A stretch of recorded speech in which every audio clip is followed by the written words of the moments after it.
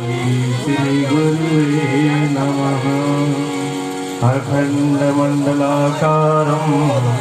व्याप्तं येन चराचरं तत्पदं दर्शितं येन तस्मै श्री गुरुवे नमः। बोलिए सद्गुरुदेव भगवान की, बोलिए वृंदावन वांके बिहारी लाल की।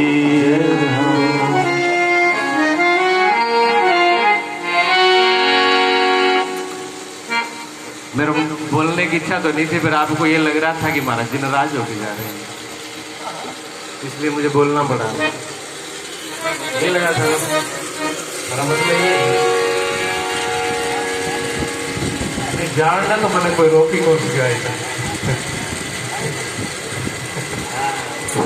जाने वाले को रोक नहीं पाया, जाने वाले तो वो चले गए जी। मेरी बात थोड़ी सी बात है। अभी अभी जो मेरे पीछे बैठे हुए हैं, मेरा बेटा है, ये जी गलियों में घूमने वाला लड़का नहीं है, सरकारी नौकरी है गंगानगर के अंदर हॉस्पिटल में। इनकी तीसरी पीढ़ी है ये मेरे आश्रम में, मेरे गुरुजी की सेवा के अंदर। इनके पिताजी जब छोटे से 16 वर्ष की उम्र थी ना, तो ऐसा आश्रम का पूरा कार्यभार देखते थे। चाहे स्टेज का होता, चाहे चाय बनानी होती, चाहे खाना बनाना होता है, चाहे भोजन परसना होता है, चाहे भांडे मांजने होते, चाहे कुछ और काम करना होता, बाजार का करना होता है, अकेले आदमी इतनी हिम्मत रखते थे करने के लिए और सेवा करते थे। जैसे हनुमान जी, राम का ऐसा कोई काम नहीं है जो न कर सके, और संतों का ऐसा कोई काम नहीं है जो इनके पिताजी ना कर सके। और हनुमान जी का दूसरा नाम है महावीर, और इनके पिताजी का नाम है महावीर। ठीक है ना? क्या तो महावीर जी तीनों को बोला गया है। जहाँ तो महावीर हुए हनुमान जी, ठीक है ना, और एक महावीर जैन तीर्थकर हैं, उनको भी महावीर कहते हैं, स्वामी महावीर। और एक महावीर जिनकी कथा अभी चल रही है आपकी, खाटू वाले श्याम, वीरों में महावीर। इसलिए भगवान को और अर्जुन को भी नतमस्तक होना पड़ा। अभी आप जो कथा सुन रहे थे, तो ये वीरों के नाम है। ऐसे आश्रम में एक छोटे से एरिया में महावीर इनके पिताजी भी थे, चौथे जो है, जो इतना दम रखते थे, आज भी इतनी उम्र के अंदर वो करते हैं। सत्संग के अंदर पांचों उंगली बुरा नहीं मानना चाहिए, और इसको मैंने इसलिए कहा कि किसी चीज का बुरा नहीं मानना चाहिए। पांचों उंगली हमारी बराबर नहीं है। किसी को कुछ पसंद है, किसी को कुछ पसंद है। सब कोई ज्ञान नहीं चाहता, सब कोई भजन नहीं चाहता, सब कोई बढ़िया कथा नहीं चाहता। हर व्यक्ति की रुचि अलग अलग है, और सबकी रुचि हम पूरी नहीं कर सकते। भगवान भी पूरा नहीं कर पाया आज तक, जिसने इस सृष्टि की रचना करी है। हमारी आपकी औकात क्या है कि हर आदमी की इच्छा पूरी करते हैं। इसलिए तुलसीदास जी ने जब रामायण लिखी तो क्या क्या स्वहा अंतःकरण सुखाए। उन्होंने कहा मैं अपने हृदय के लिए, अपनी खुशी के लिए लिख रहा हूँ, किसी के लिए नहीं कि कोई इसको पसंद करेगा कि नहीं करेगा। जो मैं रामायण की रचना कर रहा हूँ, इसको कोई पसंद करेगा कि नहीं करेगा, उससे मुझे कोई मतलब नहीं है। मेरे अंतःकरण को, मेरे हृदय को, मेरे मन को सुख मिल रहा है, इसलिए मैं गुणगान कर रहा हूँ भगवान का। जो यहाँ पर इस मंच पे आ गया भगवान के सामने, जिसका भी दरबार लगा है, सब दरबार बराबर होते हैं, उनकी प्रसन्नता के लिए हम गुणगान कर रहे हैं, जनता के लिए नहीं। अगर जनता के लिए करोगे, इस माया के लिए करोगे, तो आप फेल हो, पास नहीं हो, कभी पास नहीं होगे। आपको परमात्मा ने बुद्धि दी है, दिल दिया है, शरीर दिया है, इंद्रियां दी है, योग्यता दी है कमाने के लिए। ये कागज के टुकड़े कहीं भी कमा लेना, लेकिन इसके नाम से मत कमाना। इसके नाम से तो सब कुछ वही तो दे रहा है। यहाँ नीयत अच्छी होनी चाहिए, और जो कुछ हम बोल रहे हैं इनके लिए बोल रहे हैं। किसी की मान बढ़ाई और वाहवाही के लिए नहीं बोल रहे। तानसेन भी गाता था राय दरबार में, और तानसेन के गुरु भी गाते थे।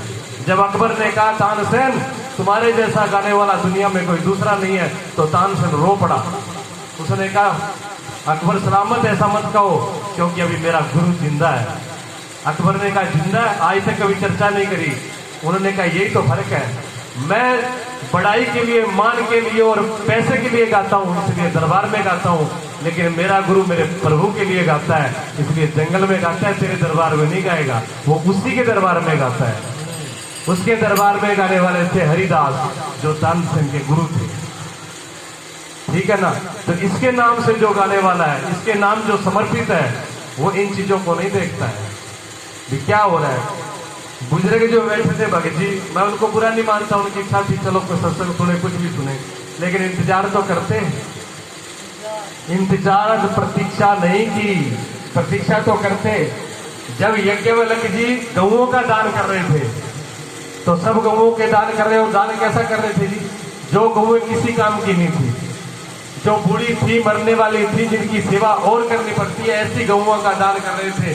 तो उन्हीं का बेटा जो है वहीं बैठा हुआ है, नचिकेता। वो कहता है पिताजी, ऐसी गऊओं से दान करने से फायदा क्या है, जिनकी जाकर के आगे ब्राह्मण सेवा करेगा। गऊ ऐसी हो जो दूध वाली हो, जो आगे काम आए। अब बड़ी सभा के अंदर और बच्चा ये बात बोल दे तो पिताजी को बुरा लगना स्वाभाविक था। पिता ने पहले तो कहा चुप कर, चुप कर, लेकिन बच्चे जो भोले भाले होते हैं वो सच्ची बात कह ही देते हैं, फिल्टर नहीं होता उनका। उन्होंने जी वो सच्ची बात वो दूसरी तीसरी बार बोला तो उनको गुस्सा आया। उसने कहा तू बोल मत, मैं जो कर मैं सब दान कर दूंगा। उन्होंने क्या सब कुछ दान कर दूं? क्या सब कर दूंगा? गुस्से में बोल रहे थे। तो नचिकेता कहता मुझे भी दान कर दोगे? कहा आपको भी दान कर दूंगा। तो उन्होंने कहा पिताजी मुझे दान किसको करोगे? अब गुस्से में थे ना पिताजी कि आपको मैं यमराज को करूंगा। ठीक है, ये क्या पूरा हो गया? बेटे ने कहा नचिकेता ने, पिताजी मुझे दान कीजिए। यमराज क्या कहते, वो तो गुस्से में नहीं, आपने वचन दिया यज्ञ के ऊपर, मुझे यमराज को दान देना होगा। और नचिकेता यमराज के दरबार में जाता है। यमराज के दरबार में 3 दिन बैठा रहता है जी नचिकेता। 3 दिन तक प्रतीक्षा करता है, यमराज नहीं आते। मौत के भी सामने खड़े हो जाओगे तो मौत भी आएगी नहीं सामने। 3 दिन तक खड़े रहे। 3 दिन बाद में यमराज नहीं आए, यमराज की पत्नी आई।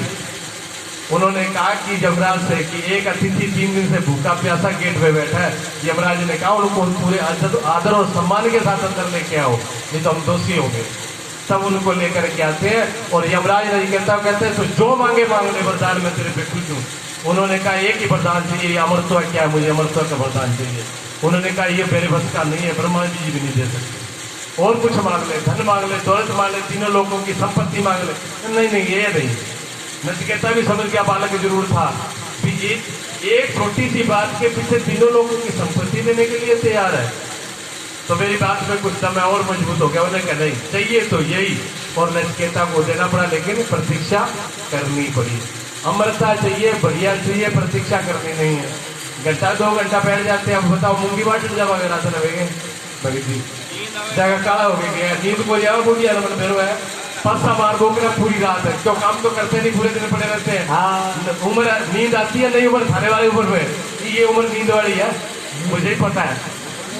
जवानी में नींद आती है, बचपन में भी आती है, बुढ़ापे में तो इधर उधर टाइम पास होता है। एक बार नींद आएगी घंटा 2 घंटे के लिए, फिर भगवान का भजन करो या कुछ भी करो या सपना चलेगा। नींद कम हो जाती है वृद्धावस्था में जी, लेकिन बात लगन की है। हाँ, भजन करो भरी जवानी में। हाँ, ये बात बिल्कुल सही है जी। पीछे खिंचा भी हो गए तो फिर किलो में थोड़ा सा और बोल देता हूँ।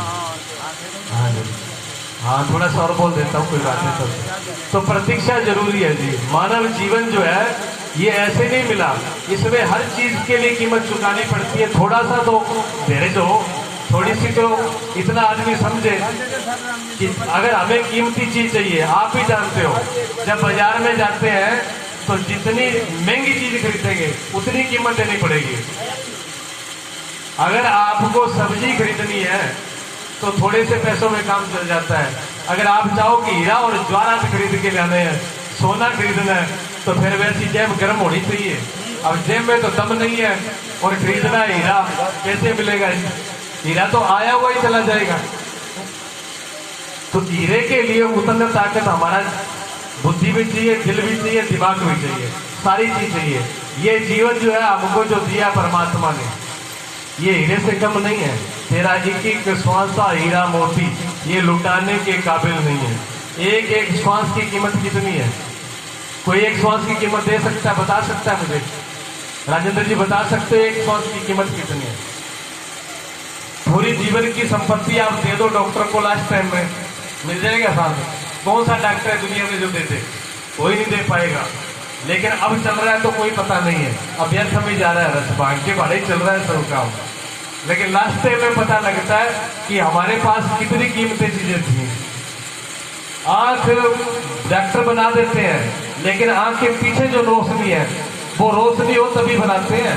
अगर पीछे की रोशनी चली जाए तो डॉक्टर आंख बना नहीं सकते, और पीछे की सुनने की शक्ति चली जाए तो पर्दा द्वारा डॉक्टर ठीक कर नहीं सकते। जो पीछे शक्ति है परमात्मा की हुई, वो अगर शरीर से हट जाए तो कोई डॉक्टर शरीर की किसी भी अंग को सर्जन नहीं कर सकता, बदल नहीं सकता, बना नहीं सकता, डाल नहीं सकता। कि कोई भी डॉक्टर आ जाए, अगर उसके अंदर गुंजाइश होगी परमात्मा की दी हुई तो ही वो उसमें कुछ कर सकता है। सहयोग कर सकता है डॉक्टर, लेकिन दे नहीं सकता। इस जीवन के अंदर एक एक चीज भरी हुई है, लेकिन निगाह हमें खुद को करनी है कि क्या है इसके अंदर। मैं थोड़ा सा ध्यान पे बोल रहा हूँ जी, थोड़ी बहुत मैं ये सोचता हूँ कि आपको थोड़ी बहुत कोई अच्छी बात भी ऐसी दे जाऊँ जो आपको जीवन में बताने में तो मैं सत्संग बहुत सुना सकता हूँ, यानी इससे कोई कमी नहीं है। लेकिन मैं उनमें जा करके ध्यान की बता रहा हूँ आपको। ध्यान के लिए ज्यादातर लोग कहते हैं कि ध्यान करने से क्या होगा, या कोई कहता है यहाँ ध्यान करो, कोई कहता है हृदय पर करो, कोई कहता है नाभि पर करो, कोई कहता है सहस्त्रार पर करो। ये ध्यान करने से क्या होगा, कैसे ध्यान लगाए और ध्यान करने से होगा क्या? अगर ध्यान यहाँ ले जाए तो उससे क्या फर्क पड़ता है? फर्क पड़ता है जी। आप पहले अपने शरीर पर गौर करिए, पहले बार गौर करो।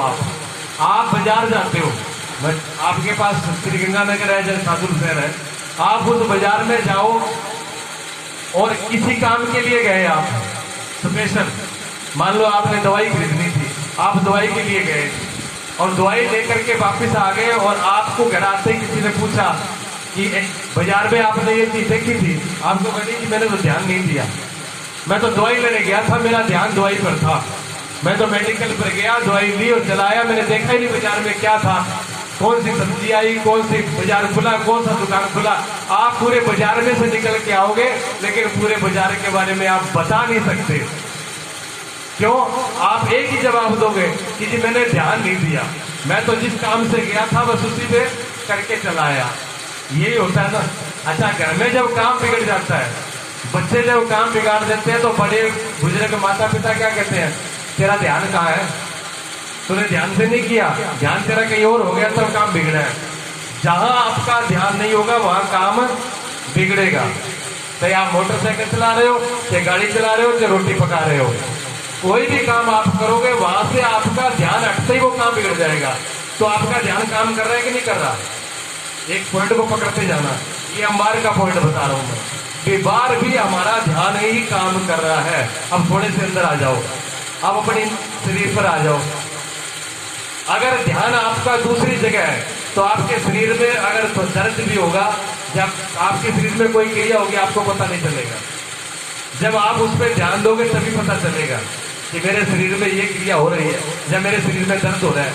कई बार तो सिर दर्द होता है और कोई ऐसा सब काम में लग गए तो भूल ही जाते हैं, छोटा मोटा दर्द समझ में नहीं आता, बदल जाता है ना, ऐसा होता है।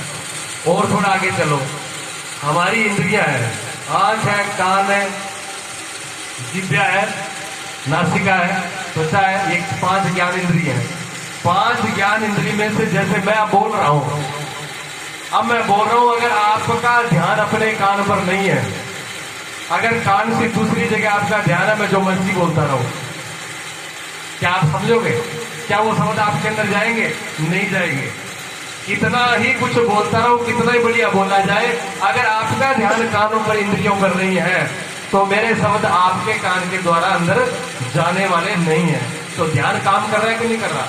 कान पे ध्यान काम करेगा तो कान सही सुनेगा, आंख पर ध्यान काम करेगा तो आंख सही से देखेगी, नहीं तो आप देख नहीं पाओगे। और जीभ पर जब ध्यान होगा तो टेस्ट सही मालूम पड़ेगा, और नाक पर ध्यान होगा तो सुगंधी आपको सही मालूम पड़ेगी। इससे बाद में आ जाइए मन पर। मन में क्या हो रहा है? अगर आपने मन के ऊपर ध्यान नहीं किया तो आपके मन में क्या चल रहा है, कैसी कैसी क्रियाएं हो रही है, कैसे उसके परिणाम हो रहे हैं, सुख हो रहा है कि दुख हो रहा है, कि मन क्या सोच रहा है, अच्छा सोच रहा है कि बुरा सोच रहा है, कितना उसने अच्छा सोचा कितना बुरा सोचा, आप निर्णय नहीं कर सकते।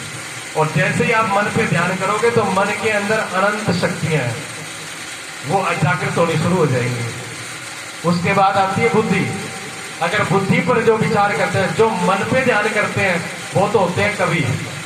जिन्होंने अपने मन को विकसित किया है वो कवि हुए कि उन्होंने लेखन कविताएं लिखी हैं, उन्होंने किताबें लिखी हैं, उन्होंने लेख लिखे हैं, क्योंकि उनका ध्यान मन पे एकाग्र है।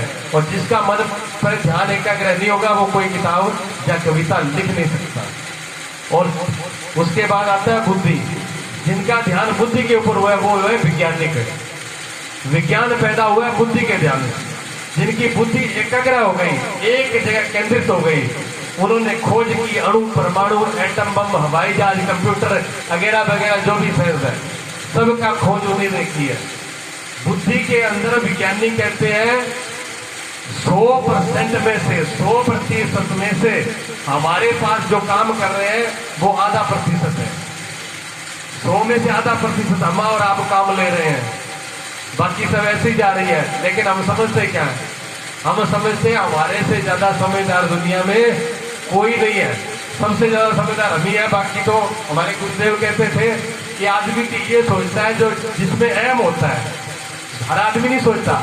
जिसमें अहंकार हो जाता है वो आदमी ये सोचता है कि पूरी दुनिया में 1.5 अकल है, 1.5 अकल में एक मेरे कने रात थी पूरी दुनिया में, उनकी ये सोच है। तो हमारे स्वामी राजेश्वरानंद जी कहते हैं कि 2 वाणियां आपस में मिल गया, समझदार थे चले, वो दोनों वाणियां मिल गया आपस में, उन्होंने चर्चा करी। क्या चर्चा करी? एक वाणिया दूसरा वाणिया ने कहा है क्या मेरा नौकर तो बहुत ही बेवकूफ है, अकल नाम की चीज नहीं है उसमें।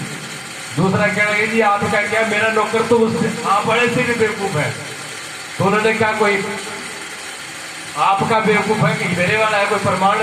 तो पहले वाला कहता देखो मैंने अपने नौकर को कल ही 10 रुपए दिए, ये जा बाजार से LCD टीवी खरीद लेना, और वो 10 रुपए लेके चला गया। अब 10 रुपए में क्या LCD CD आती है क्या? तो दूसरा बोला जी ये तो कुछ भी नहीं है, फिर भी 10 रुपए में कुछ ना कुछ तो आएगा। कल मैंने अपने नौकर को कहा कि आपने मेरा ऑफिस देखा क्या? देखा है। क्या जा उसमें देख क्या कि मैं हूं कि नहीं वहां पर? तो वो मुझे देखने के लिए वहां चला गया ऑफिस में, इतना समझदार है।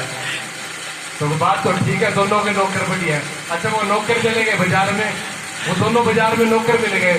अब वो नौकर क्या बात कर रहे हैं? पहला नौकर कहता जी मेरा सेठ तो महामूर्ख है। दूसरा कहता तेरे वाला क्या है? मेरा तेरे वाले से महामूर्ख है।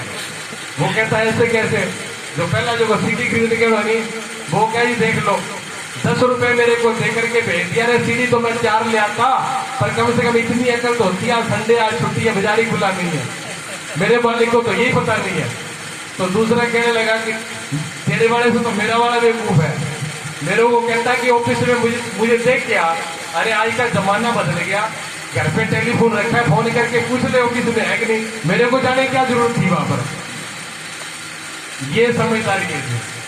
हम लोग थोड़े बहुत हो सकता है उस क्वांटिटी में हम भी आ जाए, क्योंकि कभी कभी हम लोगों को भी लगता है कि हम बहुत बड़े समझदार हो गए, बहुत कुछ सीख लिया, बहुत कुछ जान लिया। हम भी बच्चों को कहते हैं अभी आपको क्या पता है जिंदगी क्या है, और बच्चे कहते हैं कि आपको, बच्चे कहते हैं माँ बाप को कि 100 साल में थे तो थोड़ी ढोई, जमाना तो मारो है कंप्यूटर को, इंटरनेट हम चलाना जानते हैं, गाड़ी हम चलाना जानते हैं। आपने क्या देखा? अब उन्होंने इंटरनेट और वही चलाए लेकिन जीवन नहीं जिया। जीवन का तजर्बा, जीवन का अनुभव जो है वो नहीं आया, बाकी सब कुछ आ गया। और जब तक जीवन का अनुभव नहीं आए तब तक चाहे कंप्यूटर चला लो, चाहे हवाई जहाज चला लो, चाहे बैलगाड़ी चला लो, कोई फर्क पड़ने वाला नहीं है। जीवन बिल्कुल हट करके है जी। तो विज्ञान पैदा किससे होता है? बुद्धि से। वहीं पहुंच जाओ आप। विज्ञान पैदा होता है बुद्धि से। जिन्होंने बुद्धि को एकाग्र किया, एक जगह लगाया, उन्होंने विज्ञान को पैदा किया, साइंस भौतिकवाद सब पैदा किए उन्होंने। बहुत गहरी वैज्ञानिक लोग भी सब कुछ बार का भूल जाते हैं, इतनी उनकी एकाग्रता होती है। लेकिन यहीं से संतोष नहीं होता, इसमें बहुत कुछ भरा पड़ा है। ये शरीर ऐसा नहीं है, इसमें बहुत कुछ भरा पड़ा है।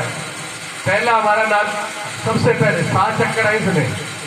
अगर योग की दृष्टि से जाए तो 7 चक्कर है। पहला मूलाधार है, दूसरा स्वाधिष्ठान है, तीसरा मणिपुर है, चौथा अनाहत है, पांचवा जो है विशुद्ध चक्र है, और 6वां आज्ञा चक्र है, और 7वां सहस्त्रार चक्र है। ये 7 चक्र है हमारे अंदर, और 7 चक्रों में अनंत शक्तियां भरी हुई है। हमारा, आपका, सभी का, जितने भी जानवर पशु पक्षी हैं, उनका पहला चक्र प्राकृतिक रूप से खुलता है। सभी का प्राकृतिक रूप से जो पहला चक्र खुलता है, जिसको मूलाधार कहते हैं, अगर वो मूलाधार चक्र किसी का नहीं खुले तो ये सृष्टि की रचना नहीं होगी। जो ये सृष्टि भी चल रही है प्राकृतिक रूप से, वो मूलाधार चक्र से चल रही है। उसकी शक्ति से ही ये संसार चल रहा है। लेकिन ये संसार चल रहा है इतना, तो जैसे कोई आदमी किसी बच्चे को भेजे स्कूल में और वो अपना नाम लिखना सीख के आ जाए कि मैंने अपना नाम लिख लिया, और वो कहे जी अब मेरे बराबर कोई नहीं है, पिताजी मैंने नाम लिखना सीख लिया। जब शुरू में बच्चा सीख के आता है तो कितनी खुशी होती है। वो अपनी माँ से कहता है, दादा से कहता है, पिताजी से कहता है, पिताजी मैं नाम लिखना सीख गया, माँ मैं नाम लिखना सीख गया। पूरे मोहल्ले को बधाई बांट के आता, मैं मेरा नाम लिखना सीख गया। अब सब लोग खुश भी होते हैं, वाह वाह वाह बहुत बढ़िया हो गया, शाबाश भी देते हैं। लेकिन माँ बाप जानते हैं कि नाम लिखने से कुछ होने वाला नहीं है, अभी तो शुरुआत हुई है, जाना बहुत आगे है। इसी प्रकार मूलाधार चक्र से किसी ने बच्चे, बाल बच्चे पैदा कर लिए, किसी ने गृहस्थी बसा ली, किसी ने परिवार बसा लिया, तो वो सोचता है कि मैंने बहुत कुछ कर लिया, लेकिन ये कुछ नहीं किया। जीवन तो बहुत आगे है। उसके ऊपर के चक्कर जो है ध्यान से शुरू होंगे। नाभि के अंदर मणिपुर चक्कर है। मणिपुर चक्कर सिर्फ रावण का खुला था जी। रावण का मणिपुर चक्कर जागृत हुआ था तो राम भी मार नहीं सके थे। राम फेल हो गए थे। यहाँ से गर्दन कटती और वापस आ जाती, गर्दन कटती वापस आ जाती। तो भविष्य जो है पास में आता है, उन्होंने कहा महाराज से मरेगा नहीं, इसका अमृत कुंड जागृत है, नाभि के अंदर तीर मारना पड़ेगा एक साथ। जब तक वो कुंड सूखेगा नहीं, ये रावण मरेगा नहीं। और राम जी ने फिर एक साथ बाणों का प्रहार किया। एक बाण उनका नाभि पे जाता है और बाकी भुजाओं पर और सिर पर जाते हैं एक साथ, तब उसकी मृत्यु होती है। आपने देखा हुआ रामायण के अंदर ये विज्ञान है। नाभि पे ध्यान करने से अमृतता की जागृति हो जाती है। आदमी निर्भय होने लगता है। निर्भय होने नहीं लगता, हो जाता है। मृत्यु का भी भय नहीं आता, इतना खुल जाता है वो। और विशुद्ध जो प्रेम चक्र है वो हृदय के ऊपर है। अनाहत चक्र, अनाद चक्र हृदय पर है। माताओं को ज्यादातर ध्यान नाभि पर या हृदय पर लगाना चाहिए, यहाँ आगे चक्कर पे नहीं लगाना चाहिए। आगे चक्कर पे ज्यादातर ध्यान पुरुष लोगों का लगता है और उन्हीं को ही फायदा होता है। माताओं का लगेगा नहीं, और लगेगा तो उतना फायदा नहीं होगा। ये आगे चक्कर है 6वां।